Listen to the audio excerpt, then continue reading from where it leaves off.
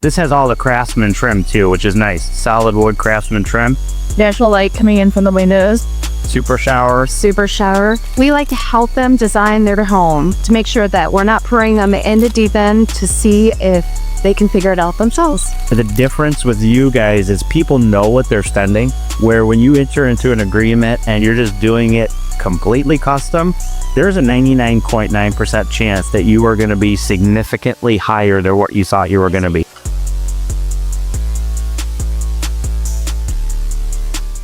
So normally you come in from the garage from this area here. They took all of that out, had the garage over there with the mudroom, made this their primary suite. Our Alpa's walk-in closet here. Yeah, that's actually, oh my gosh, just take a listen to that. Look at this, lines here, 3, 4, 5, come in there, 6, 7, 8, 9, 10. And then they have their own laundry space here. Washer dryer in here. Do you guys think that this is big enough for a primary suite for the walk-in closet? To have a washer and dryer in here and have a center island that's like this with all this storage, the one thing that I can tell you for sure is when people think of the large national builders, which Drees is one of them, the other ones don't do this kind of stuff. They basically give you the floor plan and that's it, where you guys can customize all kinds of stuff. This has all the Craftsman trim too, which is nice. Solid wood Craftsman trim. Natural light coming in from the windows. Super shower. Super shower. So you have the tile surround, frameless glass. So in the kitchen, so we talked about in the back there how they changed that up and did that homework center, which is nice. That's cute. And they will be doing a commercial fridge right there, which is allowing the space. Yeah. Well, here so Katie, can you tell everybody who is thinking about building a custom house with you guys, some of the features in this house that with some of the other larger builders, they is not even an option. Like I know one that I see right here with this commercial grade fridge that's going in here. Is that like a double Frigidaire or a double Sub-Zero? That's always way to be a double Sub-Zero. So we can accommodate that. You work with our designers to design your kitchen and cabinet layout.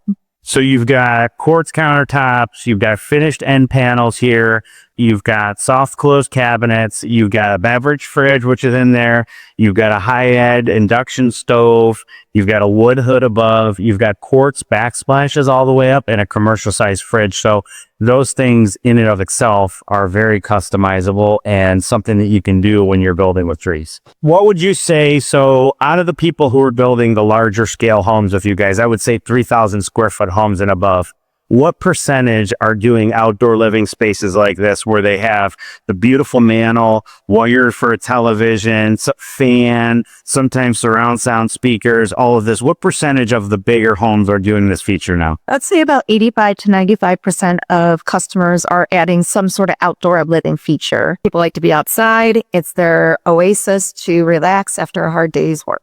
Do you guys offer decks that are maintenance free and covered cement patios? Oh, okay. So you guys have all those options, right? Just fantastic. The one other thing that a lot of people seem to forget is when you're building with Drees, you're not getting walked by the sales rep into a conference room and picking out a board with pre-done selections. You're actually meeting with Casey, their designer, in Brecksville at their design center, which has all top of the line products from faucets to flooring to roof shingles to carpeting to knobs and handles and cabinet choices and siding colors. And it's a full day that you spend there. So you can, sky is the limit when customization comes into play. We have a great process in place. Keeps it very simple for the customer. I think it keeps them moving forward where at the end of their time in the space, they don't feel overwhelmed. So we were talking to Katie before, and now we're here with Amanda Bundy, and she works on the Drees Elevate team, which is the specialized product that they have where you don't have to build in one of their predetermined neighborhoods. You can build on your own lot if you find a lot, and they have one of the best programs out there to do this, but she knows the inside and the outside about the design process. So what does that look like when a customer actually comes in and meets with Casey? Do they love it or do they hate it? So that's a great question. One of the things that I will say is it's one of the most stressful things for the customers because it's a little bit of an unknown and they're worried that they're going to choose the wrong selections, but they may get very process-based and very streamlined. So the customers go in and they have a process in place. So what I often hear from them is they leave not feeling stressed, feeling very excited that they've made great choices, they've had great selections, and that the Casey's in there with them and is able to really help hone in to what they really want in their home and keep them in the budget that they want to be in. So they're not leaving that first appointment stressed out. Well, and kudos to you guys. So I've been selling the Drees product for over a decade now. And every time I've gone in and met with one of the sales reps and sat down to do a pricing quote, I do maybe ask some different questions, and some agents may ask, like, what is in the house that we're in that's a model? But I've had it where when the pricing structure is done, the clients aren't going to the design center and walking out another $50,000 higher. And kudos to you guys, because I think you do a good job up front of putting in higher levels than just basic of flooring and cabinets and some of these items, so they're not in sticker shock when they go to the design center. So you guys have both been with Drees for a long time. You probably could count on one hand the number of people who really went to the design center or went berserk. It doesn't happen that often. It doesn't. It really doesn't. We prepare them very well in advance to going to the design center, working with our team. And they very much had an idea. Usually when they walk in the door, they've been looking at other homes. They know what they crow, like Pinterest. all the places. Yeah. And then they even tell me they're watching the HGTVs. Did you ever have a client walk in with like a vision board of their house for Casey? Yeah. Really? Yeah. I have. Well, that's one thing. I am going to do a video with Casey over at the design center and have her walk through in a YouTube longer form video where we talk about how that works from when they come in to when they leave. But that would be a big question for her if anybody walked in with a white poster board of what they wanted. Yeah. What's the number one thing that you guys see right now? Because like I know that I'm looking at these floors and they're a much different color and I love them than what was going on the last 4 years. What's a new design trend that you think is very popular? I was going to say, along with the flooring, the lighter flooring, I'm seeing people get away from white cabinets and going more towards wood tones. Also, the outdoor living is a huge space for a lot of people. People love the fact that you can sit outside and it's a covered porch. You don't have to worry about doing it or handling anything after the fact. I do notice too in a lot of the properties that I'm going in, like you said, less white cabinets, more wood tones. And then on the spindle here, this iron spindle that's going down with the newel posts and the banister, I'm seeing a lot more natural tones than like your dark ebony railings or your white railings.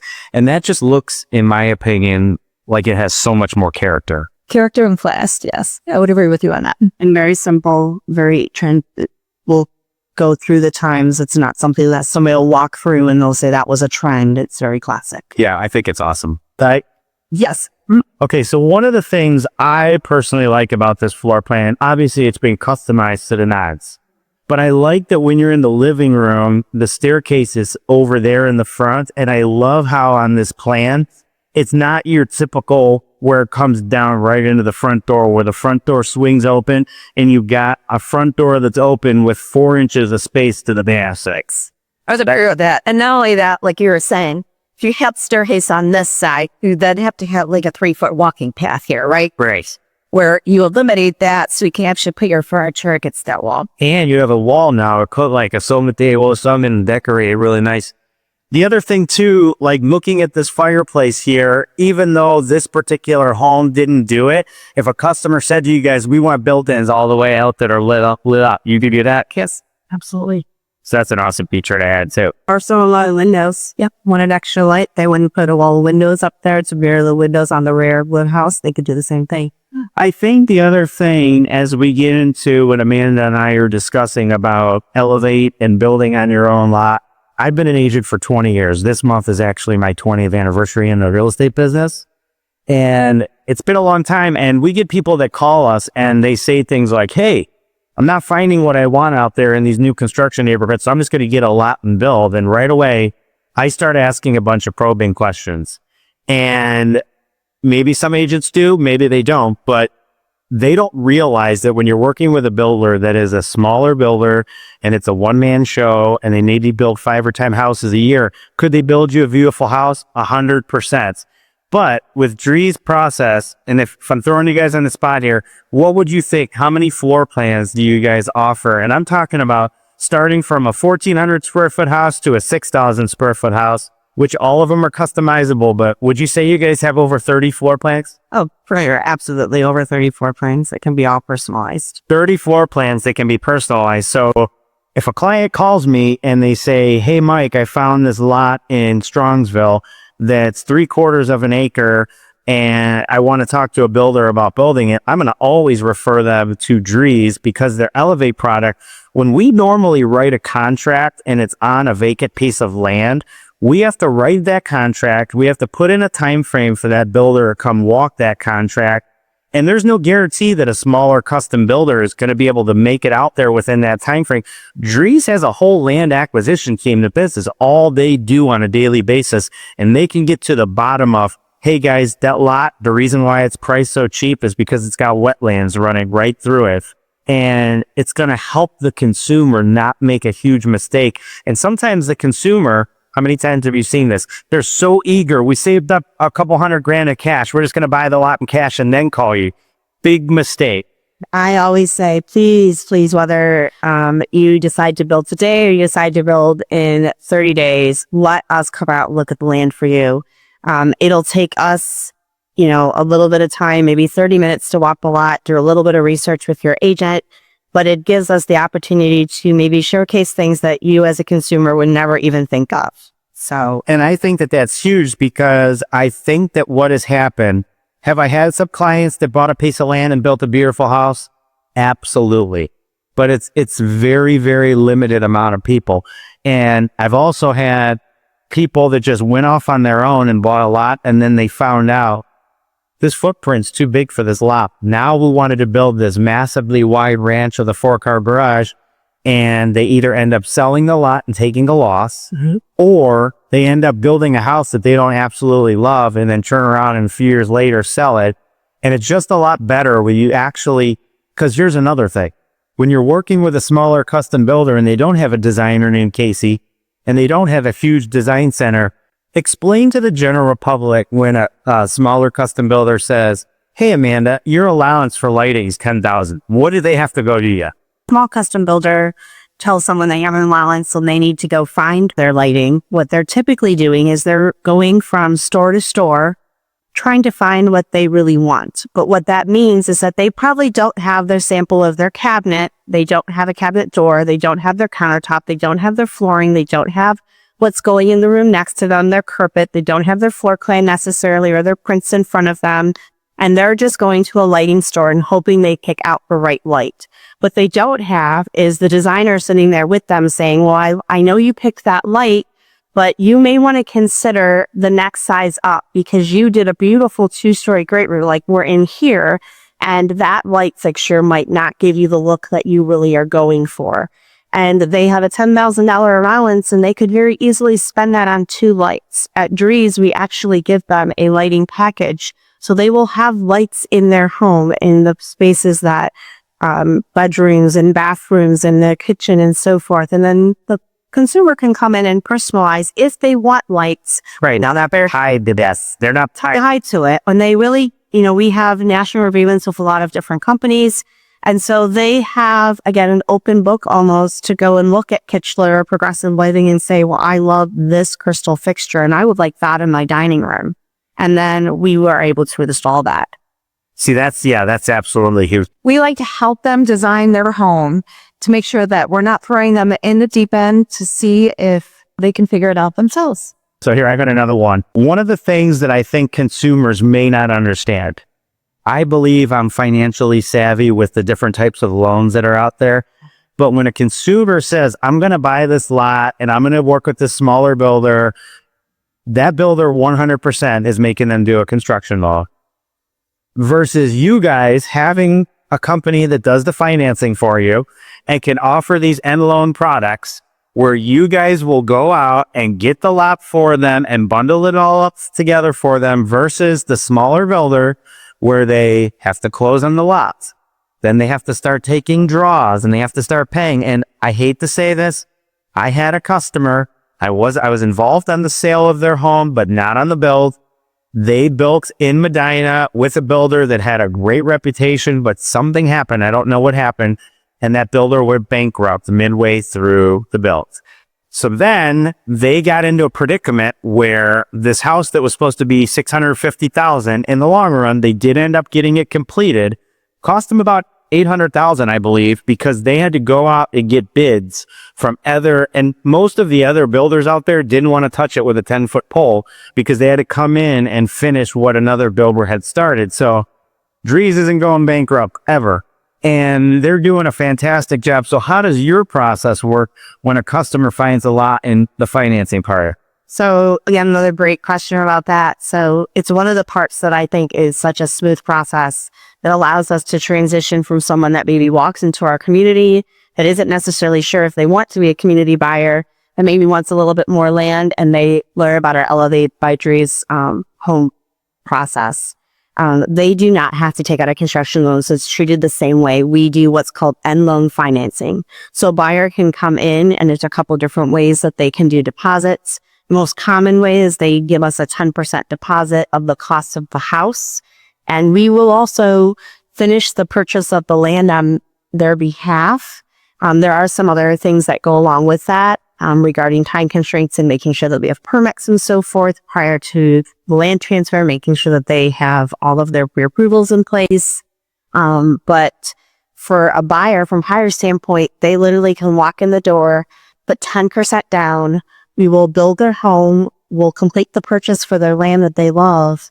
And at the end, they can come to the table and finish doing whatever type of loan product works best for them and whatever initial loan down payment they need. So if they have a home to sell, It gives them time, especially if they qualify and they don't necessarily need to sell their home right now. They don't have to hurry up and let them move out of their rental. Often we see with a construction loan, not only are they having to qualify for the lot, they're qualifying for the house and whatever they choose to put in it, and whatever they think might be happening on the land, whether it's tree clearing or permits or any municipality items that might be required. With us, we kind of do that stuff all up front and encompass that all at the time of contract so that our buyers have a little bit more of a peace of mind that they kind of know what their final sales price could be. Well, and the thing about her too is in the past, my wife and I built custom in the fashion that you're talking about. I was okay with it only because I knew where to go to get things and how to stay within those allowances. I think that the difference with you guys is people know what they're spending, where when you enter into an agreement and you're just doing it completely custom, there's a 99.9% chance that you are going to be significantly higher than what you thought you were going to be. Where I feel like with you guys, the transparent pricing is something that helps that consumer know exactly what they're getting into. Well, I also think we advocate on their behalf alongside with their agent. So we're part of a team. So we're looking at the deed restrictions if they're in a community, maybe, and we're looking to see, is there any exterior materials that need to be changed? We're talking and looking at the city zoning, what are the site setbacks? Do they need any variances? Will that home fit on that home site? Is there anything that we need collaboration from their agent and from themselves to be able to make things go smoothly? And they kind of know all of those things up front so the expectations are set properly and that they know that all in price. And for the realtors out there, I've said it a million times over on video. Drees has coming up next week their cruise for the agents for their sell and sale package they have. They're continually doing continuing education classes for realtors, realtor events, community tours on bus trips. They love working with the realtor community. Do you know how many times as an agent I've had a customer who went to a custom builder and the builders told me, who's a top producing agent in Cleveland, well, you can come to the appointment, but I'm not paying you.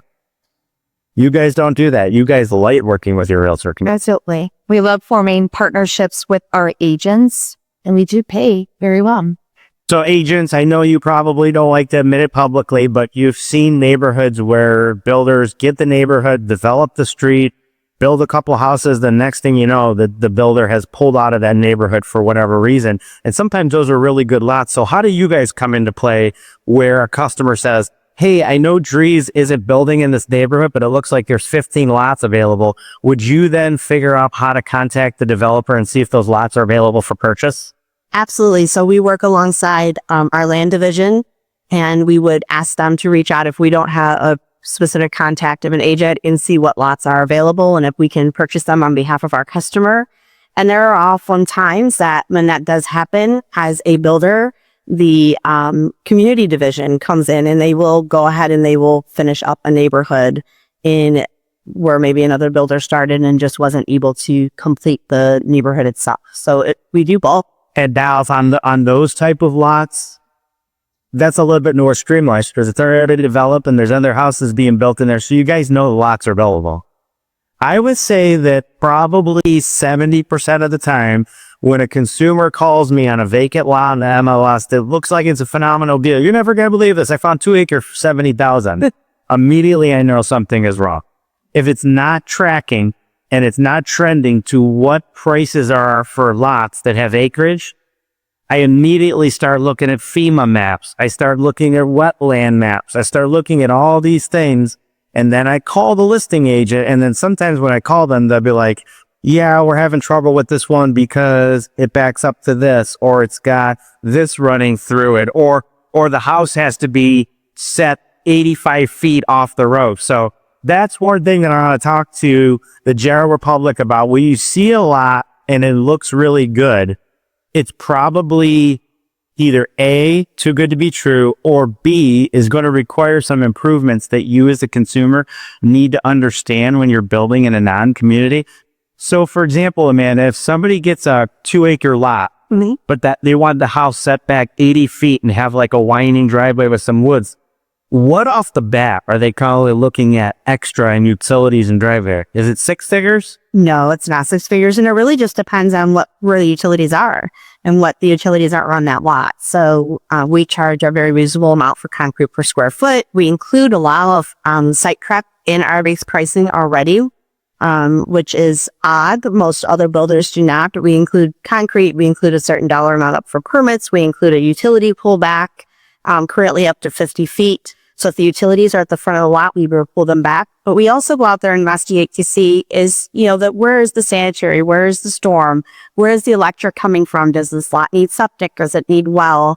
Is there gas available? Is there electric? And those all numbers play in. And while they could sound very scary, they're really not as long as you ask us. And even the lots sometimes that are too good to be true, there are easy solutions for some of those. They just cost money. And if it's an area that you want to be in and you're willing to invest, then let's look at the solutions to those things. Would you say that there's for consumer 2 or 3 things that when they're looking at a listing or speaking to a realtor about a vacant piece of land before you guys get involved, what would be the maybe 1 to 2 top things to look at that immediately makes it a desirable thing for them to build?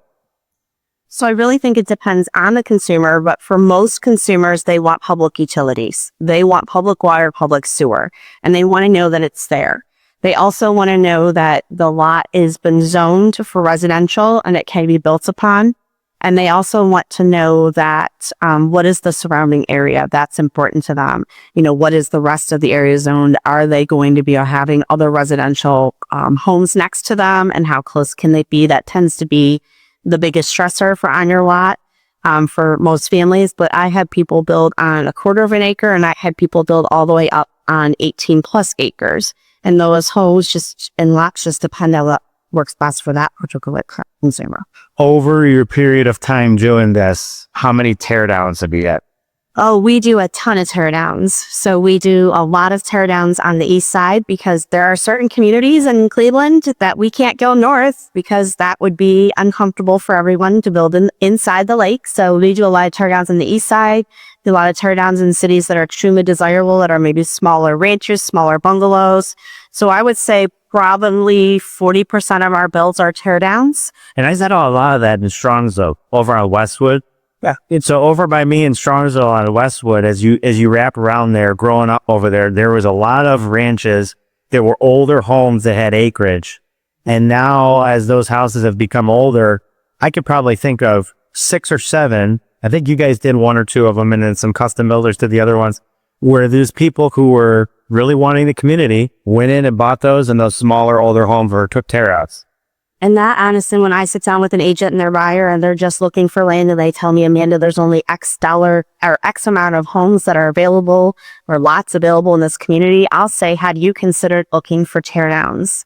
And a teardown doesn't mean that your home is horrible. It just means that maybe that's the right piece of land for that buyer and it's priced at a competitive number. So it is definitely a pillar to look for your buyers, realtors out there. And it's always a conversation that I'm happy to have with any agent of what does that really look like and how do you make that all work for your buyer? And how do you sound like the expert, not necessarily knowing what to look for? That's usually the scary part. I'm always like, just give me a call. I'm happy to help. How that where you guys come into play, where it's not just throwing stuff at a wall to see what sticks. You guys have a whole process and a whole plan.